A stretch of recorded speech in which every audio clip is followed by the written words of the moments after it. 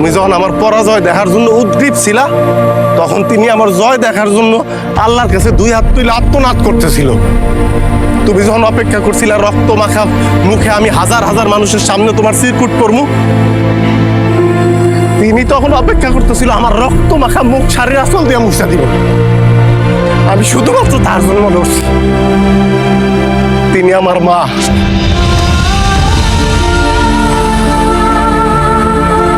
আমার বয়স যখন 3 বছর, আমার খুব টাইফয়েড হইল।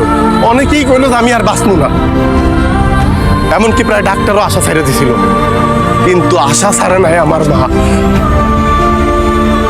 যখন শিক্ষক আমার কইল তোর দিয়া পড়ালে হইব না, তুই একটা অপদার্থ, আমার মা কইল তোর দিয়ে হইব।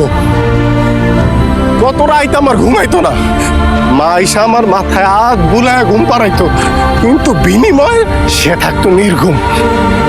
জানো, এক একটা মা হইলে এক একটা ডাক্তার, এক একটা শিক্ষক, এক একটা ইঞ্জিনিয়ার, এক একটা আয়া বয়া হিসাবে তারা বিভিন্ন সময় অবতীর্ণ হয়। এক একজন মা এক একজন জাদুকর। জাদুকর যেমনি সকল অসম্ভবরে সম্ভব করে তোলে, একজন মাও তার সন্তানের ভালোর জন্য সকল অসম্ভবরে সম্ভব করে তোলে। এক একজন মা মনোবিজ্ঞানী। জানো, এক একজন মা মনোবিজ্ঞানী, কারণ সন্তানের মনে কি চলতেছে সবার আগে জানতে পারে ওই মা। এই জন্য মাগর কিন্তু বিশ্ববিদ্যালয়ে পড়তে হয় না, ডাক্তারি পড়তে হয় না, কারণ এক একজন মা তো জন্মগতভাবেই সব জানতা। কিন্তু আমগো যৌবনে যখন প্রেম আসে, আমরা অনেকেই ভুলা যাই সেই আজন্মের ভালোবাসার মানুষটার কথা। 10 মাস পেটে 3 বছর বুকে আর সারা জীবন হৃদয়ে রাখা সেই মানুষটির কথা আমরা নিমিষেই ভুলা যাই। আমরা ভুলা যাই সন্তান যখন দেরিতে বাড়িতে ফিরে, কেউ একজন বারবার রাস্তার দিকে অপলক দৃষ্টিতে তাকায় থাকে। খিদা পেটে খাবার নিয়ে অপেক্ষা করতে থাকে কখন সন্তান ঘরে ফিরবে, একসাথে ভাত খাইবো। তোমগো মতো মায়াগো সাথে মাগো পার্থক্য কোথায় জানো? মাগো দৃষ্টিতে একটা সন্তান যত অথর্ব হোক, যত অশিক্ষিত হোক, যত মূর্খ হোক, যত কুৎসিত হোক, তার সন্তানই তার দৃষ্টিতে শ্রেষ্ঠ সন্তান। আর তোমরা চাও পৃথিবীর শ্রেষ্ঠ মানুষটা হোক তোমাকে জীবন সঙ্গী। ওই দিনের খেলায় যদি আমি হাইরা যাইতাম, শুধু এই হাতটা আমার একার হইতো না, একজন প্রেমিকেরও হইতো না। আর হইতো একটা মায়ের চোখের পানির। আমি তো এমনও শুনছি মায়ের চোখের পানি নাকি জাহান্নামের আগুন নিভে দেয়। আর এইটা তো সামান্য একটা খেলা। আমার মা আমার বাইচা থাকার দ্বিতীয় অক্সিজেন। আমার মায়ের শাড়ির আঁচল আমার কাছে পৃথিবীর শ্রেষ্ঠ রুমাল, যেই রুমালের পরশে আমার সব ডর ভয় সব ক্লান্তি নিমিষেই দূর হয়ে যায়। মা গো, মা, চলো চলো।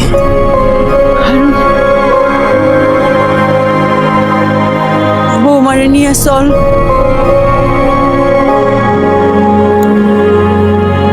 কি কও মা? কিসের বৌমা? কে বৌমা? একটু আগে কইলে সব মা রয়েছে মনের বিজ্ঞানী, এরা হয়েছে সব জানতা। আমিও তো তোর মনের কথাটা জানি রে বাপ। তুই আমার চোখের দিকে ছায়া কসাই, এই না তোর মনের মানুষ আছে না যারা তুই অনেক ভালোবাসোস। তুই আমার চোখের দিকে ছায়া কফ, আমার চোখের দিকে ছায়া ক। মা বাড়িত লো তো মা।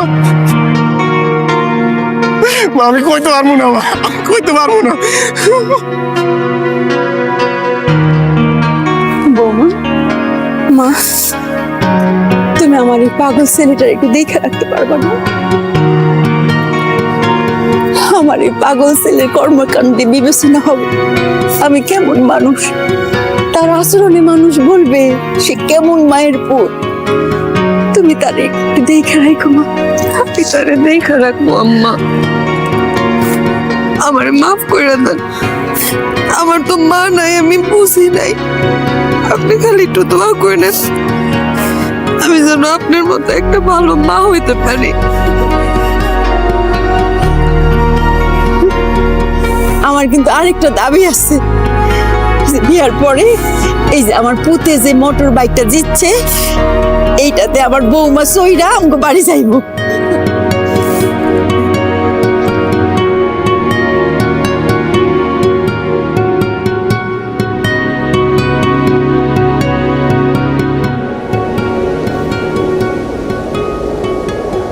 আমি না আপনার অনেক ভালোবাসছি, আপনি আমার মন থেকে কবুল করে নেন।